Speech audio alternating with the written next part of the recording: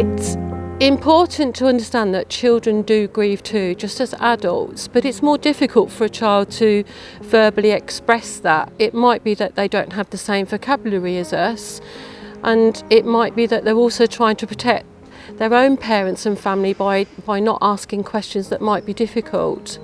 The idea of the memory box is to help prepare a child for the death of somebody significant in their life. The idea of that is also to help the adults have significant conversations with the child, to begin to gather memories, to begin to consider what is special to that child to keep for their future.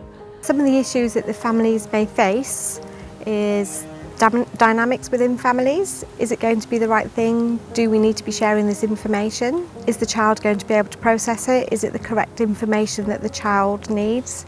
We need to deliver it at a level that they'll understand. The memory boxes are used by children and their family in a way to record and connect to the person who is ill or has died, holding on to something that makes you think of that person. It might be a pair of glasses, it could be a t-shirt, it could be an occasion that they spent together. So this patient was separated from his children, and the anxiety that was causing him was starting to manifest. He was getting symptoms that were associated with stress and anxiety. We left the boxes with the patient to give him time to look through them, process it, and then see what's going to work for him. After a period of time, questions started to arise.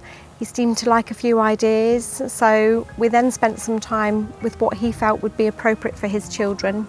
And in doing that, he was able to put special foods in the box of things that they'd made, they'd cooked together. And actually we managed to source some software because he was no longer able to write, and he was able to dictate to his children just some advice that he wanted to give, some fatherly advice for proms, finding the right husband, and moving forward for their wedding day and for life.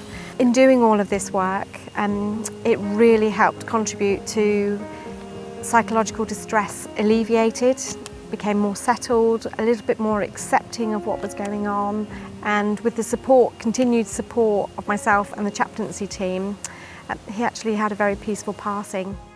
So it can help prepare them for the death of somebody, and by the same token, after someone has died, the child can keep revisiting them, add more things into them. They own the box, it's their box, so they personalise it in the way that they would want to personalise it about their special person. In using these boxes, we have been able to support families through really difficult times in their journey, and these boxes have been able to give them some comfort at extremely difficult times. In Northamptonshire, in the last 8 years, we have given out over 800 memory boxes and other resources, including teddy bears and quilts.